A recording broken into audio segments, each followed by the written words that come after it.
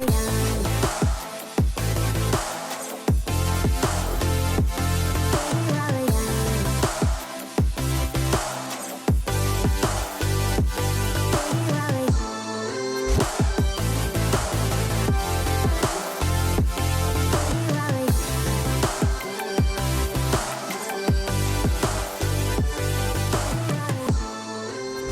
right, guys, we are literally 2 days away from opening the store, and I'm sitting in it right now, and what we have is like a new lounge, and as you can see behind me, we've got 3 options on the table, okay? Let's talk about those options, all right? So, well, let's talk about a hypercar first, okay? I throw the word hypercar out there. Let's like remove that term from the conversation, because hypercar is a very subjective term, all right? The 3 cars that I'm looking to get are McLaren Senna, Pagani Huayra, Porsche 918, and then, you know, the Koenigsegg CCX and the convertible Veyron are still on the list, okay? But let's talk about this list. We have 1.6 million for a 2008 Koenigsegg CCX, silver with blue interior. That car is the oldest of the group, and yet the most visceral, right? The most eccentric. Unfortunately, that car has a very high value right now. And what I mean by that is that for 2008 with some miles on it, you know, it's hard to value that car at 1.6, right? Because they really haven't sold at 1.6. The one I recently heard of one that sold, the black one actually, that I was trying to buy for a very long time. I offered them 800 on that car, 850, and then I even went to 900 at one point when it was on consignment, and the owner never wanted that deal. He ended up trading the car in for a couple other cars and subjectively got about the same valuation that I offered him. The dealer that had it, which was CNC Motors, if you guys watched the Doug DeMora video, he did a review on that car. They sold that car for about 1.1 million, okay? They sent out an email blast, and that car had about 1,000 miles on it, and it was sold for 1.15. And I bet you that they probably even discounted it from there. So how could I pay 1.6 or even 1.5 for the same car with more miles and kind of a worse spec? I mean, silver on blue, I don't know. So the Koenigsegg, although would be that my biggest dream, is unfortunately, I think, too expensive, okay? So we have to move on from that.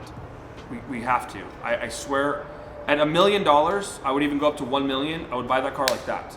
Okay, that would be the car. I think that's the most exciting car to drive. That's the car that fits my personality the most. That's the car I could modify. I could change. It's old enough to do anything, but it also is unfortunately not in my budget for what the car's value is. Right.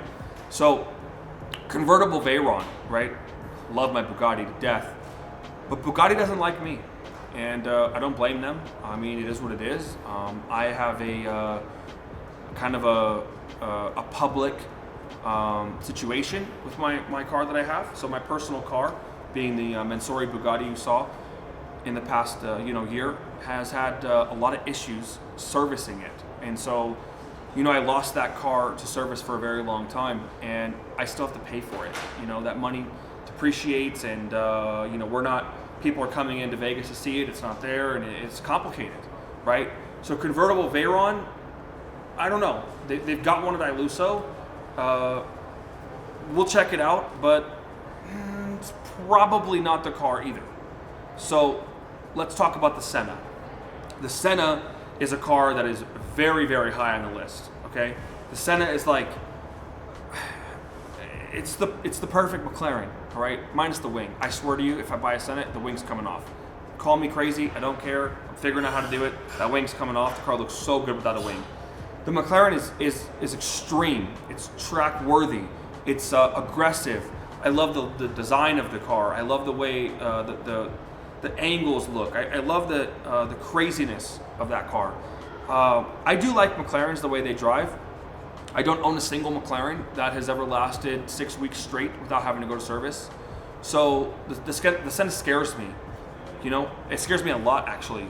I would want to immediately put downpipes on the car. I wanted to shoot flames. I would want to put some upgraded turbos. I would want to tune it. I would want to make it as fast as possible. That car is incredible. But I'm really worried that it's going to break a lot, just like the Veyron did, and it's going to be stuck in service. Now, McLaren service is better than Bugatti, but I wouldn't call them good by any means. So, you know, that car is crazy sick. A Senna cost 1.4-ish million, depending on spec. Most Sennas came in around 1 million. Some came in around 1.1. If you got exposed carbon, your car was 1.3, and then you add $300,000 to $500,000 over sticker on that, and that's what you're able to buy the car for. So that car there is potentially possible. I'm going to sit in that car, and I'm going to experience that car. I'm going to kind of figure out if that's the right fit for me next week. The Pagani Huayra I've driven. It's epic. It's slow in comparison. It's the slowest of the bunch. It actually sounds the worst of the bunch, but it's the most beautiful by far. It is by far the sexiest car ever made. The Huayra Coupe with gull-wing doors. It is absolutely the way a car should look. On the hypercar or sports car that I'm building, I dream of having gull-wing doors on it, and I'm doing everything in my power to make that happen. So the Huayra is $1.9 million. It is extremely expensive. At $1.9 million, you are hundreds of thousands of dollars away from a Agera R at that point. And the Agera R is amazing. But just because I have a budget of 1.3 doesn't mean I can stretch it to 1.9. Now there's a Huayra option that is potentially very, very close to my budget, has a little more miles on it, is very basic, has no Tempesta. And Tempesta is a cool thing. It's the titanium exhaust. Now we can make exhaust for the car, but the Huayra has an X-Track transmission. It's very aggressive, and the car is not as usable as maybe some of the other cars in the category. So definitely the most beautiful. The Mercedes-AMG transmission, it's good. I mean, the V12 is a 25-year-old technology. It's an engine that's been in AMGs for 20 plus years, and so I think they've worked the kinks out of it. I think that would be pretty reliable. Now, I don't know. I don't know where to go with that one right there. So the sound system is great. The look of it's great. But is it worth owning and putting miles on? That's the question. Now, a Huayra originally was under 1.5 million base, right? They're like 1.3.5, and then destination delivery. So you're still paying $400,000 to $500,000 over with miles on the car, and with no miles on the car, like 800 miles, you're paying $600,000-700,000 over. So you have to look at it from my perspective. I'm going to put miles like crazy on the car. I'm going to drive it almost, if not every day, every other day. We're going to do videos with it all day. And so when you add 1,000 miles a month to a hypercar or to a car that costs more than $1 million, you're paying, in my opinion, I paid $10 a mile to drive the Bugatti. I drove 3,480-ish miles on the car, and that cost a lot of money. I believe it cost me almost $350,000. So that did I say $10 a mile? Did I mean $100 a mile? So that 3,400 miles cost me $350,000. Wow. Yeah, that's what I meant. I meant $100 a mile. So that's a lot of money. So then we have the final option, the 918. The 918 is probably the most daily car you could get, right? Porsche is a brand that only has 3 exciting products: GT3 RS, GT2 RS, and 918 Spider. Panamera turbos are cool, Cayenne turbos are cool.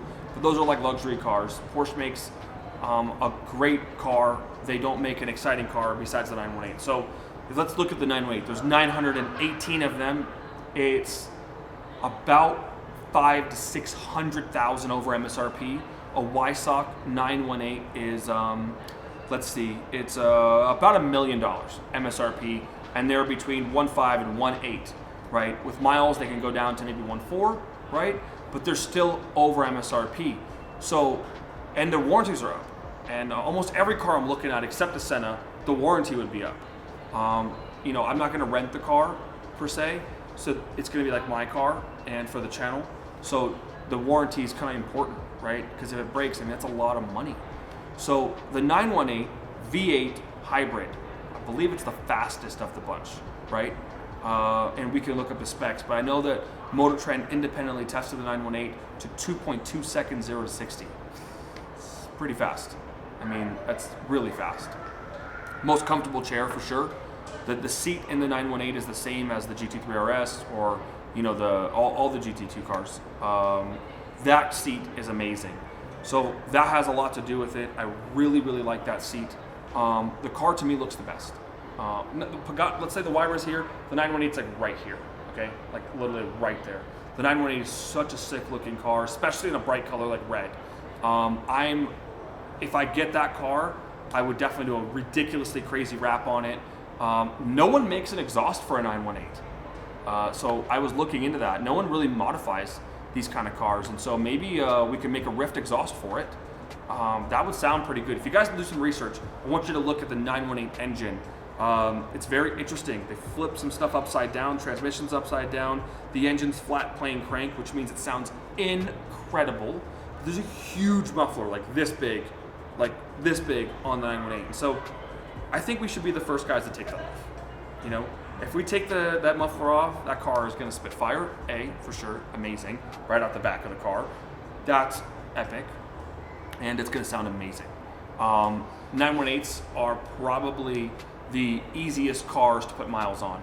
There's a guy up in Colorado, even in northern Utah, that's got 35,000 miles on his 918, and he has no problems with it. So Porsche is the most reliable of the bunch. So I don't know. Monday I'm heading down to Iluso. All of these cars we're talking about, with the exception of the CCX Koenigsegg, are sitting in Iluso's lot. We're going to test drive some cars. I'm going to sit in them, and we're going to pick one. So look forward to that, because I think that it's a pretty exciting week coming up here. And I don't know, Mario, you excited? Mario's got thumbs up right here. So a short little summary of what we're looking at. And you guys voice your opinions, you know, put your input in there. I know everybody, we actually counted the votes, 918 won. If you guys wanted to know, 1,900 comments, right? How many, do you know how many it was? About 1,900? Yeah, 1,900 comments, and the 918 had like 40+%. That's like I mean, because it's, you know, spread out. We had, I think, the lowest one was the Huayra. Nobody even voted Bugatti, because I don't think I even put that on the title. But Senna was number 2. So like 30% the Senna. I believe the 918 was, you know, 40%. And then we had a couple people say a whole bunch of other things. You know, you had the mix of other ones. But yeah, we're good. So we're gonna go down there Monday and check it out. And you guys give me your last final opinions, because I kind of want to buy a car for the channel. I don't really care for the car for myself as much. You know, if it was for me, I'd probably buy an SVJ and twin turbo it, you know. But I don't want to be that guy that you know, does cool stuff to a car that everybody has. I want to do cool stuff to a car nobody has. So that's it. You guys enjoy the weekend. I think it's Friday, right? I'm gonna finish this the next day, maybe today, tomorrow, and we're gonna open. So I'll look forward to seeing you guys tomorrow and shopping for hypercar / cool car Monday morning.